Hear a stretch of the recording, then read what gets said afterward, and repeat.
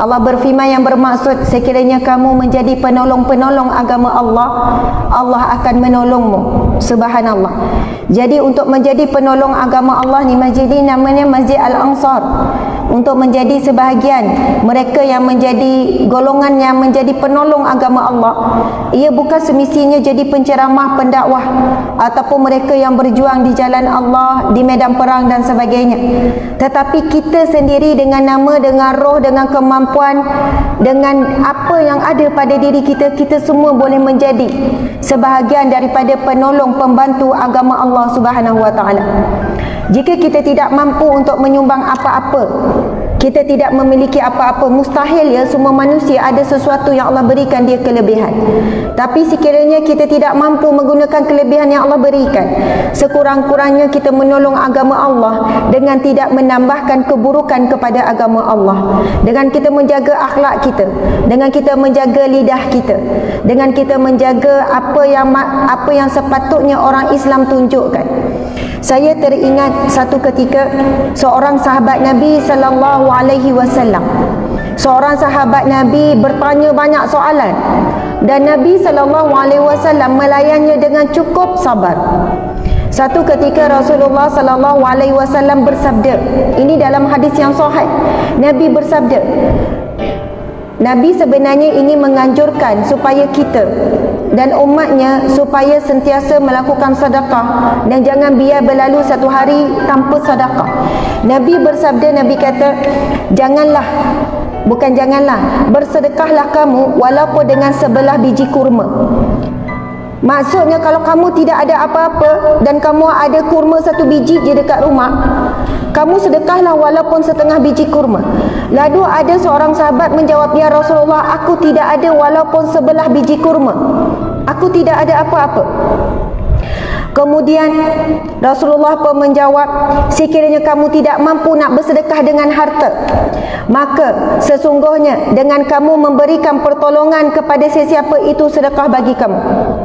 Lalu sahabat ni menjawab, ya Rasulullah, kalau tidak mampu memberi apa-apa pertolongan dan tidak ada apa-apa yang boleh diberi ataupun tak ada orang minta tolong. Lalu Nabi jawab lagi, sekiranya kamu tidak mampu, maka sebenarnya ada banyak jawapan Nabi tu, sampai 5-6 kali Nabi jawab. Tapi saya tak ingat sepenuhnya. Antaranya bila dia tanya lagi Nabi, sekiranya tidak mampu, Rasulullah menjawab, maka kamu berkata-katalah yang baik, kalimatun thayyibatun sedekah. Berkata-katalah perkataan yang baik, maka itu dikira sedekah bagi kamu. Lalu sahabat ni tanya lagi, ya Rasulullah, kalau kami tidak mampu, maksudnya nak cakap yang baik pun tak mampu, nak bagi nasihat yang baik-baik, yang biasa-biasa pun tak mampu. Lalu Nabi kata, tahanlah lidahmu daripada berkata-kata yang keji, itu sedekah bagimu. Kemudian dia menjawab lagi, ya Rasulullah, kalau tidak mampu. Maksudnya Nabi ni dia mempunyai akhlak, dia layan walaupun soalan orang ni macam kalau kita lah, kalau dah banyak tanya, kamu ni nak buat ke tak nak? Banyak tanya sangat kan? Sebenarnya nak buat ke tak? Lepas tu dia tanya lagi, antaranya Nabi jawab, sekiranya kamu tidak boleh untuk tidak menyakiti orang lain, cukuplah kamu berdiam di rumah kamu. Maksudnya duduk diam di rumah dan kamu tidak menyakiti sesiapa, tidak menyusahkan sesiapa, itu juga sedekah bagi kamu. Subhanallah. Dan bila kita perhatikan suasana pada hari ini, walaupun duduk di rumah, tapi manusia tetap masih boleh menyakiti manusia di luar rumah. Melalui apa? Media sosial, melalui FB, melalui Instagram, melalui WhatsApp dan sebagainya. Rupanya untuk menjaga lidah pada hari ini jauh lebih sukar berbanding zaman-zaman dahulu. Kalau zaman kita muda-muda dulu kan ibu-ibu, saya muda lagi ya. Zaman ibu-ibu dulu, masa umur 30-an, 20-an, 40-an, zaman tak ada telefon. Kalau hari itu kita jumpa 3 orang, hanya 3 orang manusia itulah yang ada kemungkinan kita sakiti hati dia. Sebab kita hanya boleh bercakap bila berjumpa. Tapi hari ini belum tentu. Tak jumpa pun ramai orang mula tidak menjaga lidah tangannya. Na'udzubillahi min zalik. Sebab itu Nabi SAW dalam sabdanya menyebut dua anggota yang menjadi penyebab utama manusia masuk ke dalam neraka. Dua anggota badan yang menjadi penyebab utama manusia dicampakkan ke dalam neraka. Yang pertama Nabi sebut iaitu lidah. Lidah adalah anggota paling utama menjadi sebab paling ramai manusia dicampakkan ke dalam neraka. Yang kedua, kemaluan. Nabi sebut dua tu, mulut dan juga kemaluan. Dan kedua-duanya adalah anggota yang terbuka. Hanya iman saja yang mampu untuk menjaga, mengawal dan menutupnya. Allahu Akbar, subhanallah. Alhamdulillah, syukur kepada Allah Subhanahu wa taala, Allah ya Jami' yang mengumpulkan kita pada saat ini. Allah ya Sami' yang Maha mendengar.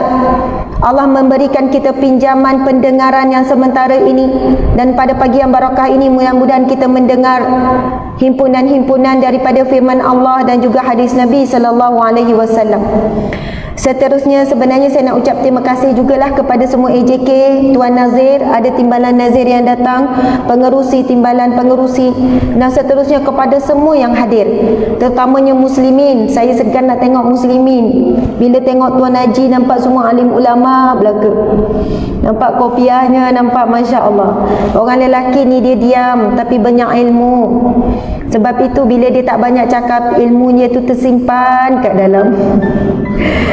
Subhanallah. Maksud tersimpan tu insya-Allah dia keluar dengan amalan. Kita orang perempuan pula, sebab kita memang orang perempuan suka mengaji, suka belajar, masya-Allah. Tapi dalam yang sesama, cabaran utama wanita adalah untuk menjaga lidahnya. Orang perempuan ramah, suka bercakap, suka borak. Tapi orang lelaki sekarang pun ramah juga kan? Sesama dia lah. 2 jam kita pun pelik kan, kadang-kadang orang lelaki 2 jam dia boleh ada modal. Bila dengan isteri itu 2 minit dah hilang modal dah. Dah tahu nak borak macam mana dah. Itu kelebihan dan kekurangan masing-masing lah kita suami isteri kan. Subhanallah, ni ada hadapan saya ni Kak Wani ni. Ni orang kuat Ustazah Hafizah Musa ni. Kak Wani depan ni Masya Allah dengan sebelahnya sahabat. Ni orang kuat Ustazah Hafizah Musa. Saya tengok nanti Ustazah Hafizah Musa pula kan. Dalam 2 minggu lagi ya. Masya Allah. Lebih kurang berapa hari lagi. Jadi Alhamdulillah, Masjid Al-Ansar sebuah masjid mudah-mudahan diuruskan oleh orang-orang yang mukhlishina lahuddin, orang-orang yang ikhlas dalam agama Allah. InsyaAllah mudah-mudahan. Dan asbab keikhlasan orang-orang yang menjaga rumah Allah, dia punya aura tu luar biasa, dia punya imarah tu luar biasa. Sangat penting orang yang menjaga rumah Allah ini, subhanallah, di kalangan mereka yang benar-benar ikhlas kerana Allah Subhanahu wa taala. Sebab pengalaman saya pergi banyak masjid di seluruh Malaysia, bukanlah banyak sangat, agak banyak jugalah ya. Saya pernah pergi ke beberapa masjid yang sebenarnya nampak biasa saja, bukannya besar sangat. Ini Alhamdulillah, Masya Allah, tengok kipas tu kan besar tu kan. Saya percaya ini sumbangan orang ramai ni. Kipas ni mahal ni, 80,000 tak silap saya. Betul tak Ajar? Betul? Ajar tahu?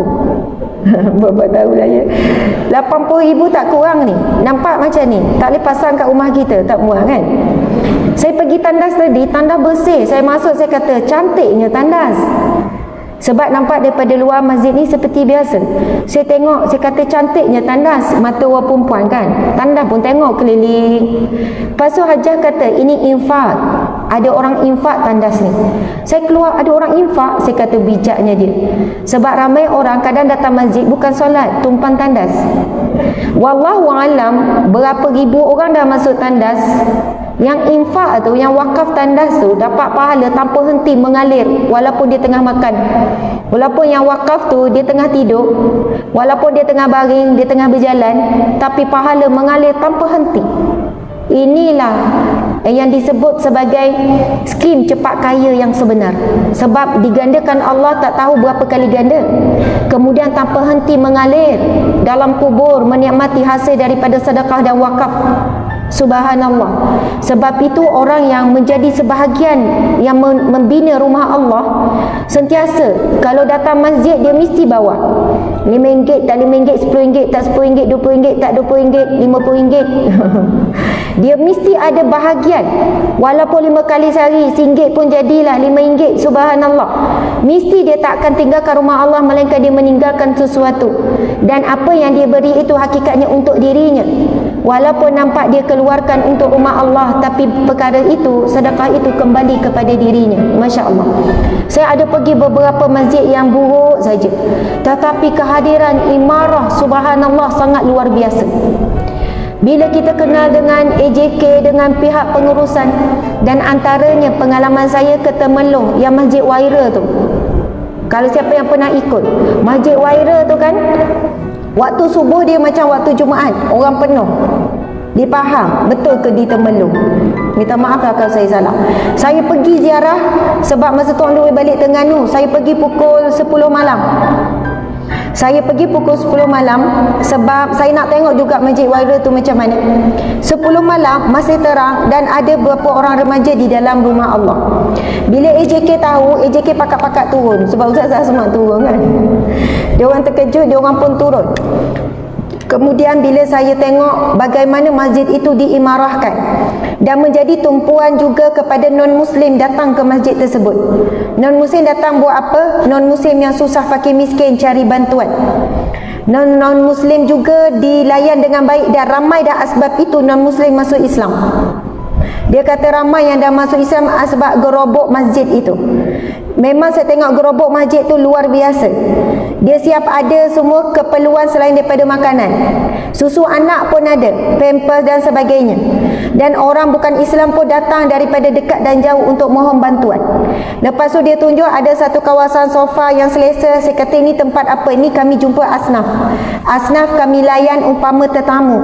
Dan kami percaya masjid ini selagi mana membantu seramai mungkin asnaf fakir miskin, maka masjid ini tidak akan miskin selama-lamanya. Memang masjid itu dapat peruntukan, dapat sumbangan orang ramai begitu banyak. Tetapi setiap waktu, kalau waktu subuh pun penuh macam Jumaat, samalah Zuhur, Asar, Maghrib, Isyak.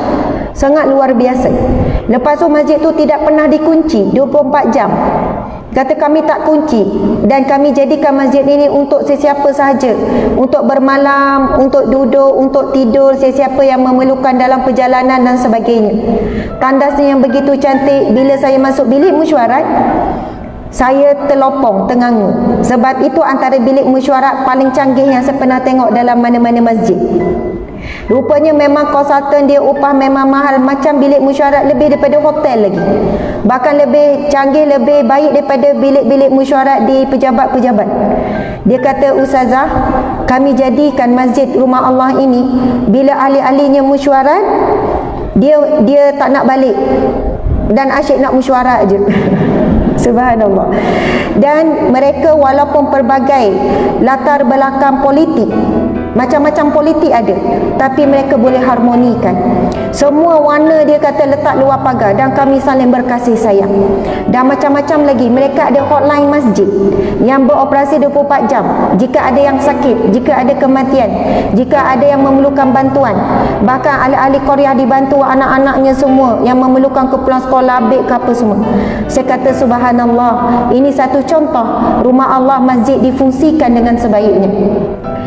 Ni macam tak masuk ceramah lagi ni muslimat. Minta maaf ya. Saya cerita sikit pengalaman saya berada di Australia. Mula-mula saya sampai, saya tengok ramai orang Islam masuk gereja. Saya pelik, kenapa orang Islam masuk gereja?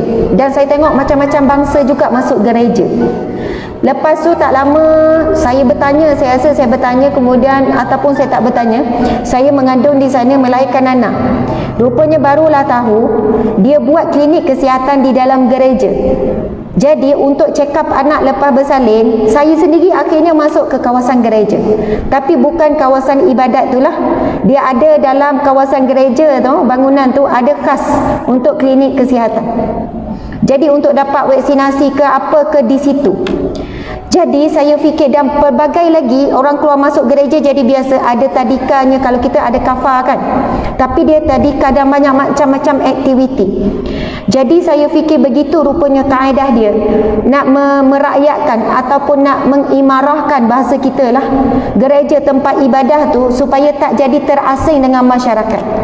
Jadi subhanallah, saya percaya Masjid Al-Ansar ini juga adalah sebuah masjid yang diberi contoh, dan AJK ini diberi kekuatan oleh Allah Subhanahu Wa Taala untuk mengimarahkan rumah Allah Subhanahu Wa Taala.